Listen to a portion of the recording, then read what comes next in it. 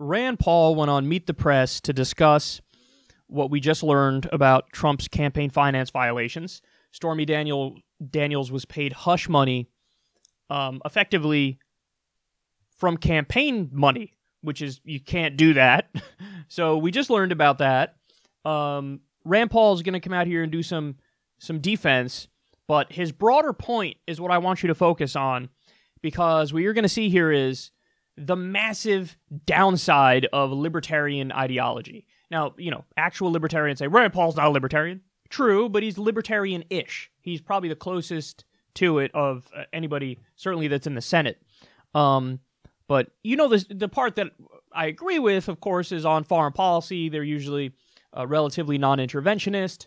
On the drug war and criminal justice reform, they tend to lean left on those issues and want more freedom. So that's all fine and dandy. But here's the massive downside of libertarian ideology. Take a look. Based on these federal documents that you've seen from Michael Cohen at this point, if he wasn't president, do you think individual one would have also been indicted along with Michael Cohen? I think what's interesting about this is people forget history.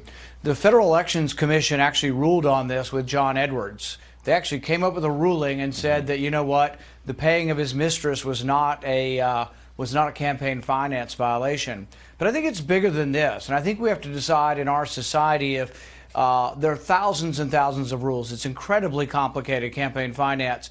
We have to decide whether or not really criminal penalties are the way we should approach criminal finance. I personally think that if someone makes an error in filing paperwork or in not categorizing a campaign contribution correctly, it shouldn't be jail time. It ought to be a fine. And so it's just like a lot of other things that we've done in Washington. We've over-criminalized campaign finance. And if we get this way, and if we're going to prosecute people and put them in jail for campaign finance violations, we're going to become a banana republic, where they have every president gets prosecuted and everybody gets thrown in jail when they're done with office. Well, that's hilariously wrong. So he said, come on, if we go after people for campaign finance violations, we're going to become a banana republic. I went to the Wikipedia page for Banana Republic. Not the store, but, the term, a country that would be a banana republic. And here's what's fascinating. Here's one of the first things they say. Typically, a banana republic, by the way, always trusty Wikipedia. I'm joking about that. But honestly, I think on most things, they're pretty good. And whenever it says at the top of the page, from Wikipedia, the free encyclopedia, that's when it's legit. If the page is not from Wikipedia themselves, then it'll say, and it'll give you, hey, warnings, this needs more citation, or yada yada. But anyway, I digress from that. We don't need to get into that. It says, typically, a banana republic has a society of extremely stratified social classes, usually a large impoverished working class and a ruling class plutocracy, composed of the business, political, and military elites of that society. Such a ruling class oligarchy can control the primary sector of the economy by way of the exploitation of labor. Yeah, Rand. It's almost like we'll become a banana republic if we go after people for campaign finance violations. The hilarious irony is he has it exactly backwards. We have, some elements of a banana republic right now, and I would argue one of the main reasons for that is because we don't go after people for campaign finance violations. He really said we have the overcriminalization of campaign finance violations in this country. Are you kidding me? There was a Princeton study from a few years back that said the U.S., even though we're a constitutional republic and a representative democracy, we effectively function as an oligarchy. Because when you look at the policy beliefs of the owner class, the business class, the top 1%, the corporate elites, whatever they want in terms of public policy, there's a direct correlation between what policy we get. Whereas when you look at, the bottom 90% of Americans, and definitely when you get to the bottom 50%, there's no connection between what we want and what we get. So that's not a democracy then. It's not functionally a democracy. It's not effectively it's not effectively a democracy. It's more of an oligarchy. And when you look at a situation like over 90% of Americans wanting a universal background check on gun purchases, and we can't get it. When you look at 80% of Americans wanting to raise the minimum wage, and we haven't raised it in years, what does that tell you? It tells you that we are not actually the decision makers. But the details are these politicians on the Republican side taking money from the NRA, blocking any gun reform.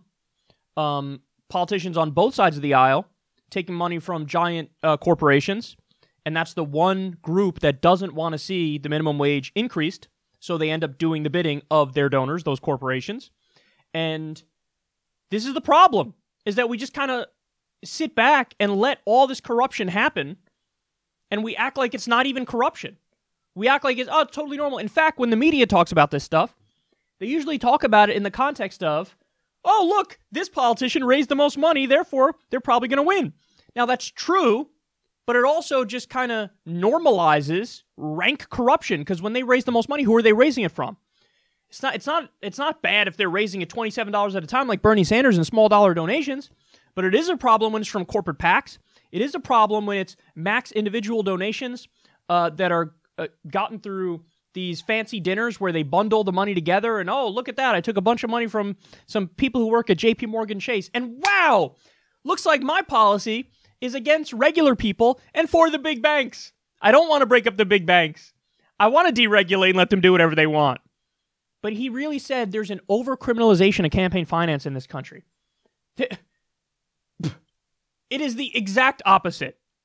When you go back and you look at the court cases on this, the Supreme Court cases, it started in the late 1970s. You had Buckley versus Vallejo was one of the first cases on money in politics that started our descent into utter madness. Then you had Bellotti versus Bank of Boston, I think it was, and that continued our descent into the madness. And then everybody knows about Citizens United, which is more recent, and McCutcheon.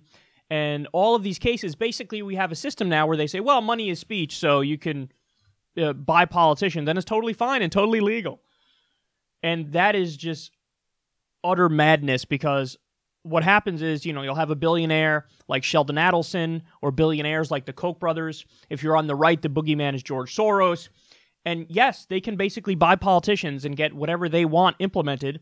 And the will of the 92-year-old grandma in Toledo, Ohio, is just nowhere on the agenda. They don't care, because she doesn't have as big of a voice.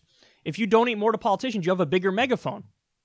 So it really is a fundamental violation of equal protection under the law. It's a fundamental violation of one person, one vote. They count more than we do. And in the process of making a shitty point here, trying to downplay the issue with Stormy Daniels, where she was paid off with campaign money, you have Rand Paul saying, well, what do you mean? We overcriminalize campaign finance in this country. No, I think we undercriminalize it. And listen, that's one of those issues where I would be so strict on campaign finance issues that, yes, I would do jail time for it, and it would be long. Because the country needs to recognize that this kind of corruption is the root of all political problems in this country. There's a reason why people despise Washington, D.C. There's a reason why Congress has an approval rating sometimes as low as 9%. And it's this corruption. This corruption is why politicians don't represent the people they're supposed to represent. So, honestly, this corruption should be on par with the worst crimes. It should be on par in terms of the penalties that are given out for it. It should be on par with rape and murder and grand larceny. Like, you should get over 20 years in prison for corruption. And you disincentivize it. And you say, oh, really? So you're even thinking about, for a split second, maybe becoming corrupt and doing the bidding of that billionaire or doing the bidding of that corporation? Well, how's a 25-year prison sentence sound? So I think he's dead wrong on this. But listen, this is the libertarian-ish philosophy here of, no, money equals free speech. So they could donate to me whatever they want. It's a free country. So what? Not everybody has $1 jillion to buy politicians and get their bidding implemented. Sucks for them. Money equals speech. on that front, it's just a ridiculous interpretation of the Constitution. There's no reason to think the founders meant money when they spoke about free speech and a free press and freedom of religion. That doesn't mean money. That's insanity, because then you effectively have legalized bribery. If money equals speech, then hitmen should be legal. Because that's not you paying for this person to murder somebody for you. You're just saying, I'm okay with the concept of murder. Because this money is not, I'm not actually paying for a service here. I'm just expressing through speech that maybe murder for hire isn't terrible. Well, it's not illegal to say murder for hire isn't terrible. It's not illegal to say that. If money equals speech, then hitmen should be legal. But obviously everybody goes on and goes, whoa, what are you talking about? That's crazy. No, you're paying for somebody to get murdered. Of course that should be illegal. That money is not just speech. That money is way more than speech. Well, it's the same thing with when you buy a politician. That money is not just speech. You're not just saying, I like politician X. Oftentimes, you're buying an agenda, which is kind of the definition of bribery and corruption. So, Rand Paul's dead wrong here, and comically so.